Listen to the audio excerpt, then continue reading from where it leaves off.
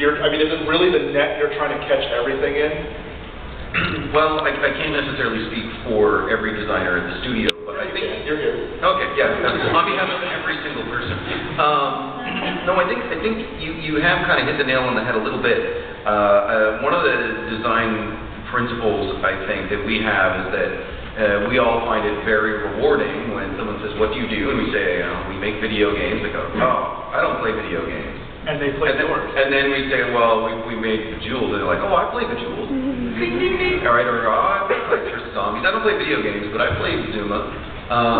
So I think that, again, as you mentioned, some games have necessary complexity built into the kind of design as part of what makes a given game fun. Like imagine SimCity, where it didn't actually simulate a city. They made that game. It's called Societies, and it didn't do well. I didn't play it. Yeah. I don't even know if that's true. So it is. Part of it is that, you know, we are a little bit screwed up by potentially, but it's not that we don't look for the core market, but I think that one of the design philosophies, having just looked at a lot of PopCap games, I haven't confirmed this with a bunch of game developers, I think what we try to do is create a great experience for someone who doesn't know anything about the game, is unaware that you can right-click, or is maybe just tapping their iPhone and something's happening, they feel good about it, within 30 seconds they feel like they're playing the game. But we try to somehow bake into that design a level of strategic or mental complexity. So the idea I can move gems left, right, up, or down, it's very simple, match them. But when you start adding timing, when you start adding strategies, and like a game of chess, you're thinking 4 and 5 moves ahead, there's I think the design philosophy, you're playing the game right away, and you're good at it, and it's a very simple interface, usually a simple mechanic, a simple concept, but it's got layers of depth to it that allow you to play it for a long time. So I think that part of it is the games that we've learned to make over the years have kind of benefited in terms of accessibility from that design principle overall. Does that kind of get to what you're asking? Yeah, kind of. So I want you all to take away all your other hats except your gamer hats, and I want to just hear a story from each of you guys, fairly short, about how the social aspects of the games that you play, you know, every single one of you here are game slayers. The social aspects of the game that you play has changed or affected you in the way you thought about life or just an emotional connection. I mean, the reason why I asked that question is there was someone that came to our booth that had this beautiful tattoo on her back of her gill, and her husband has the same tattoo, and they met in their gill. And that's kind of the very core of what we're talking about. And then, I thought they might have been here. But that's the very core of what I think the social aspect brings. So I kind of want to hear a story from the panel on that. Meanwhile, we only had the one mic, so I'm going to set that up while you guys tell that story. We'll start at that end and work our way this way. Start with someone else. Okay, we'll start at this end. He apparently doesn't play games. Well, I suppose the first example that pops to mind for me is I was a young and poor student, and I was living in Vancouver, BC, and there was about a year-long bus strike. I couldn't afford a cab, didn't have a car, couldn't walk much of anywhere to do anything fun, but for $10 a month I had an EverQuest account. And I was able to interact with my friends, and I was able to play the game, and for me, I really got a lot of satisfaction in playing EverQuest at the time because it was about the only social activity I could have with anyone other than my roommates. My neighbors were all shut in. I was in a neighborhood I was stuck in for 6 months until the buses started working again. And for me, I really enjoyed the idea of kind of transgressive play against the game design. So we do things like practice walking in straight lines and turning exactly 90 degrees and having macro things. People would think we were NPCs. And send people out on quests and then give them better items than they would ever get, and then eventually reveal that we're actually people.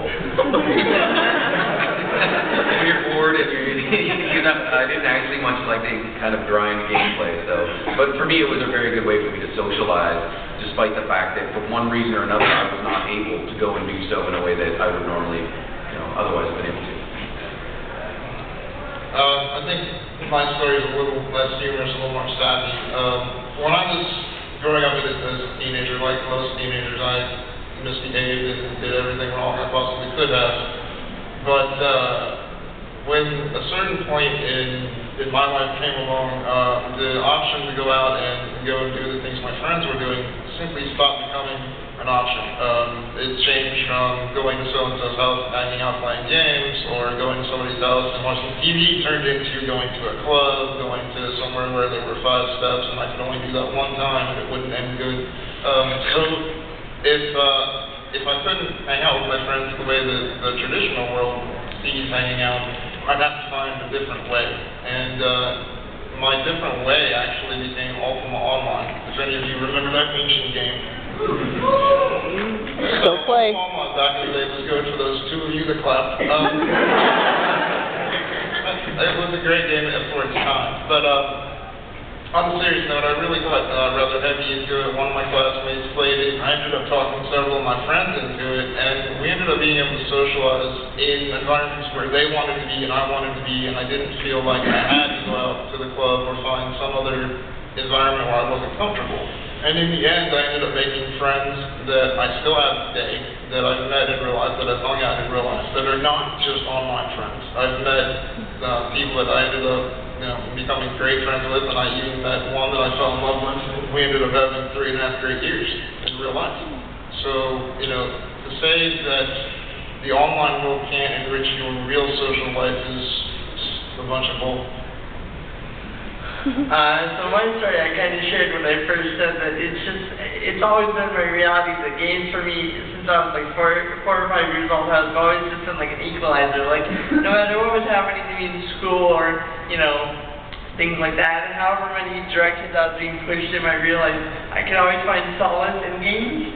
There wasn't really a moment of clarity for me, but there was one day when it all kind of came together.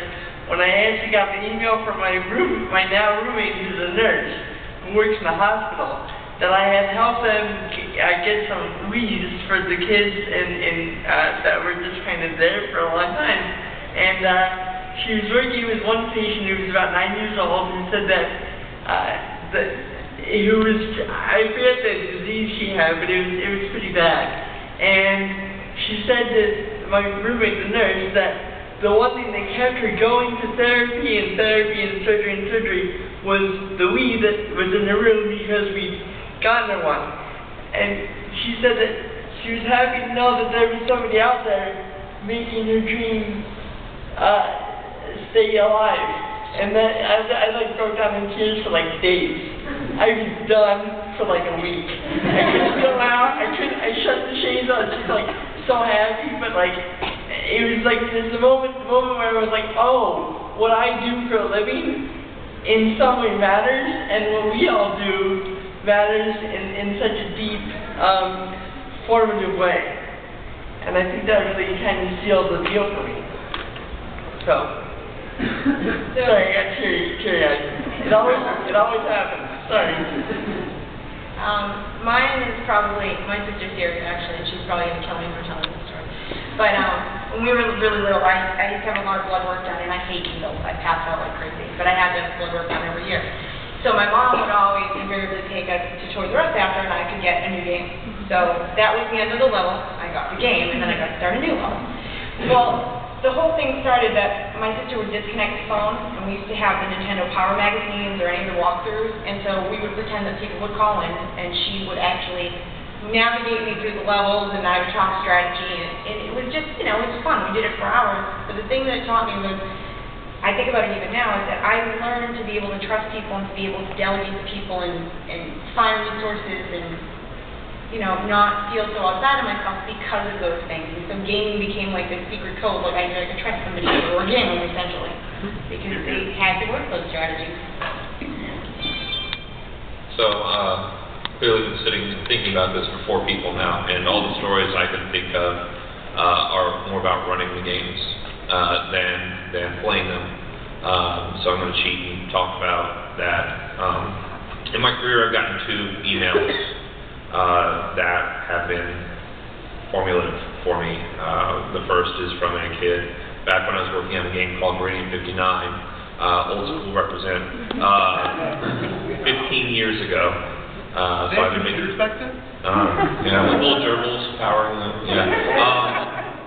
I got a letter from a kid with MS who was just, the entire idea of an online world was revolutionary to him because he was able to talk and meet girls and lead a guild and do all of these things, and he was judged solely on his skill and solely on his character.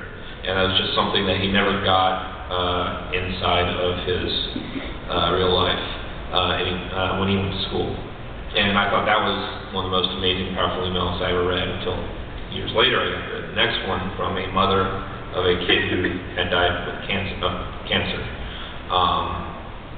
And that kid had played an MMO that I had designed for last 6 months of his life.